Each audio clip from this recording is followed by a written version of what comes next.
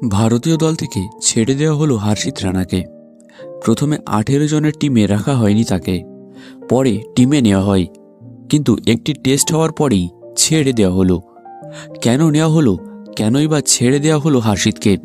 দেখো, হেডিংলি টেস্টের সময় টিমের সঙ্গে ছিলেন তিনি, অর্থাৎ হর্ষিত রানা, কিন্তু দল বার্মিংহাম যাওয়ার বাসে উঠলেও সেখানে তাকে দেখা যায়নি। বার্মিংহাম যেতে সময় লেগেছে 3 ঘন্টা, সেখানেই 2 দিন বিশ্রাম নেবে টিম। দ্বিতীয় টেস্টের আগে হর্ষিতকে ছেড়ে দেওয়া প্রসঙ্গে হেড কোচ গৌতম গম্ভীর বলেছেন, প্রধান নির্বাচকের সঙ্গে আমার কথা হয়নি, আমি কথা বলবো। দলে কয়েকজনের চোট ছিল, সেই জন্য হর্ষিতকে নেওয়া হয়েছিল। এই মুহূর্তে আর কারো চোট নেই, হয়তো সেই কারণেই ছেড়ে দেওয়া হয়েছে। হেডিংলিতে 2 ইনিংস মিলিয়ে 835 রান করেও হেরে যায় ভারত। 5টি সেঞ্চুরি করেন ভারতের 4 ব্যাটসম্যান, কিন্তু ভারত হেরে যায় 5 উইকেটে।